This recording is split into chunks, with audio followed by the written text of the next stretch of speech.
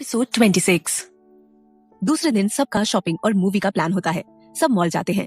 रिया, वंश, ईवा, रौनक, जिया, अभी, नील, रूही, बस ईशा नहीं आती क्योंकि वो एग्जाम ब्रेक में अपनी बुआ के यहाँ बैंगलोर चली जाती है। अभी को थोड़ा अजीब लगता है कि क्यों ईशा ने उसे नहीं बताया। वो उसको सब कुछ बताती थी पर वो ज्यादा नहीं सोचता इस बारे में। आज ईवा ने भी वंश से थोड़ी दूरी बनाए रखी थी जो वंश को खल रही थी। सब मूवी देखने जाते हैं और शॉपिंग करते हैं और वापस आ जाते हैं। एग्जाम ब्रेक मिलने के कारण रूही, रिया, जिया और वंश घर चले जाते हैं 1 महीने के लिए। कहते हैं ना कि दूरियां लोगों को करीब लाती हैं या उनकी अहमियत का एहसास दिलाती है। तो बस वही हो रहा था। सब एक दूसरे की याद में तड़प रहे थे पर करते भी क्या। अभी वैसे तो शांति रहता है बट अब और भी शांत शांत रहने लगा था जो कि लतिका और विजया दोनों ही नोटिस कर रहे थे। नील भी रूही को मिस तो कर रहा था बट सबसे अपने दिल का हाल छुपा लिया था। वैसे भी उसका आधा से ज्यादा टाइम तो यही सोचने में चला जाता था कि सोना से कैसे बचे। वो क्या है ना, जब वो मन चाहे नील के घर आ जाती थी और कभी शॉपिंग तो कभी मॉल जाने के लिए बोलती थी पर वो तो भला हो अम्मा, रिंकी और रामू का कुछ ना कुछ बहाना बना देते। जैसे नील कहीं बाहर गया है या तबीयत खराब है उसकी।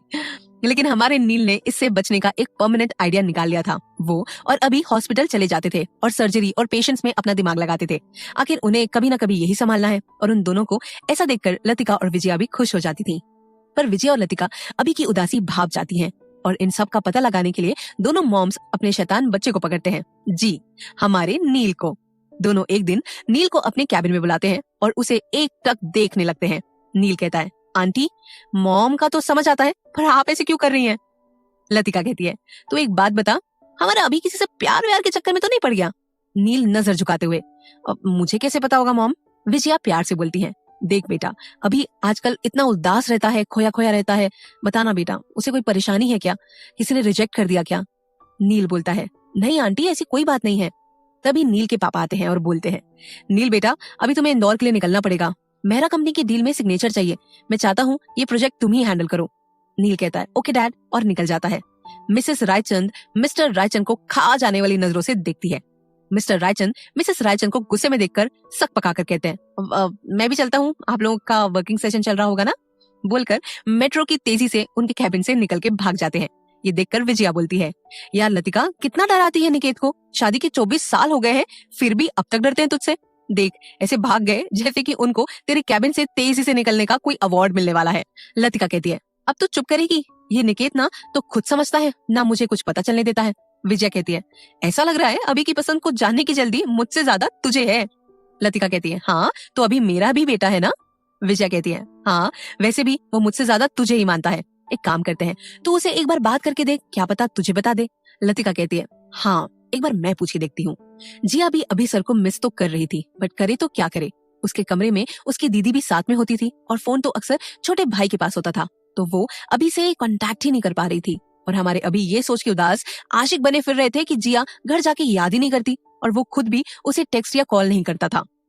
रूही नील को कॉल करने के लिए फोन लेती है बट कॉल नहीं कर पाती, ये सोचकर कि पता नहीं सर क्या सोचेंगे मेरे बारे में।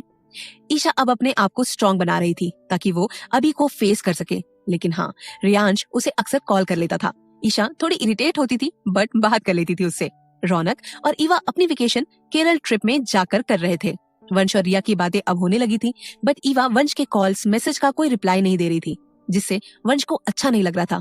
बट अब वो भी क्या कर सकता था। नील इंदौर के लिए बाय रोड निकल चुका था। वो जानता था कि अब उसकी मॉम और आंटी कैसे भी करके अभी से उसकी दिल की बात उगलवा ही लेंगे। और नील को बुरा भी लग रहा था कि वो चाह कर भी विजया और लतिका को कुछ नहीं बता पाया। पर अब तो आंटी और मॉम दोनों ही उसके अच्छे से खबर लेने वाले हैं। इश्क करे अभी और सवालों का सामना करूं मैं? नो वे, सॉरी अभी, पर इसी में भलाई है तेरी कि तू इजहार इश्क कर ही दे। ये सोचते सोचते मुस्कुरा देता है वो।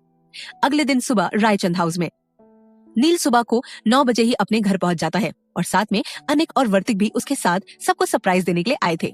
लेकिन तीनों लोग लिविंग रूम में जाकर सरप्राइज बोलते हैं, लेकिन जो सामने देखते हैं उसे देखकर वो तीनों ही सरप्राइज हो जाते हैं।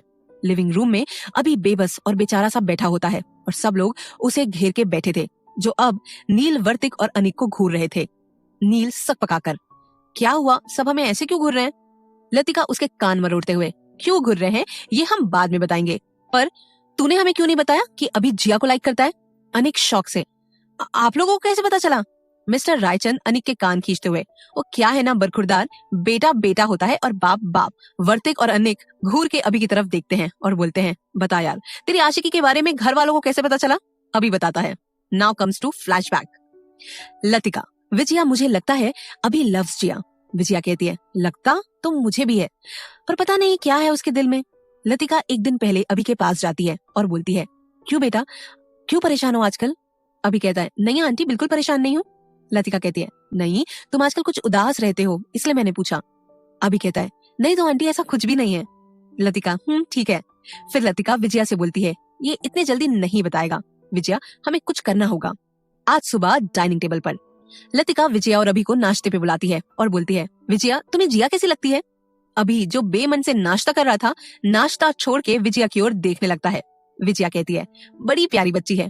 लतिका कहती है, हाँ वही तो सोच रही थी, वो अपनी अनिक के लिए कैसी रहेगी? इससे पहले कि विजया कुछ बोल पाती, अभी बोलता है, क्यों आंटी, अभी तो जिया की डिग्री भी कंप्लीट नहीं हुई है। लतिका कहती है, हाँ बेटा, मुझे पता है, मैं कौन सी उसकी अभी शादी करवाने वाली हूँ। मैं तो बस ये बोल रही थी कि कम से कम एक दूसरे को वो समझ लें और खुद से ही फैसला ले लें। अभी कहता है, नहीं आंटी, अनिक कहाँ बिजनेस प्रोफेशन वाला और जिया कहाँ मेडिकल फील्ड वाली, एडजस्ट नहीं कर पाएंगे वो दोनों। लतिका और विजया समझ जाते हैं उनका अंदाज सही है और एक दूसरे को देखकर हाँ विंक कर देते हैं। निकेत, अम्मा, रामू और रिंकी उन दोनों की करस्तानी को देख रहे थे। विजया कहती है, अरे तो अलग अलग प्रोफेशन से है तो क्या हुआ, तेरे पापा और मेरी, लतिका और निकेत की भी तो अलग अलग प्रोफेशन है, एक साथ हम खुश है ना। लेकिन अभी कहता है, अरे मॉम, आप समझ नहीं रहे हैं, आपकी और डैड, अंकल और आंटी की लव मैरिज हुई थी ना, अरेंज तो नहीं। लतिका कहती है, तो कोई नहीं बेटा, हम उन्हें वक्त देते हैं, उन्हें प्यार भी हो जाएगा। अभी कहता है, ऐसा नहीं हो सकता आंटी, आप समझ नहीं रहे हो। विजया कहती है, अरे बेटा, इसमें समझने जैसी कोई बात ही नहीं है, बल्कि तू नहीं समझ रहा है, बड़ी अच्छी बच्ची है, अनिक को खुश रखेगी और तेरी दोस्त भी है, तो सोच अगर जिया का रिश्ता अनिक के साथ जुड़ता है तो। इससे पहले कि विजया अपनी पूरी बात बोलती, हमारे अभी का सब्र जवाब दे गया और वो थोड़ी तेज आवाज में, मॉम, अगर आपको जिया उतनी अच्छी लगती है तो अपनी बहू बना लीजिए ना, वो मुझे अच्छी लगती है, I like her, actually I love हर। अभी का बस इतना ही बोलना था कि लतिका और विजया एक दूसरे को हाई फाई देती हैं और निकेत, रामू, रिंकी और अम्मा खुशी से क्लैपिंग करने लगते हैं। अभी का होश आता है कि शिट, ये मैंने क्या बोल दिया। तब तक सब घेर के बैठ चुके थे उसे स्टोरी जानने के लिए। एपिसोड 27।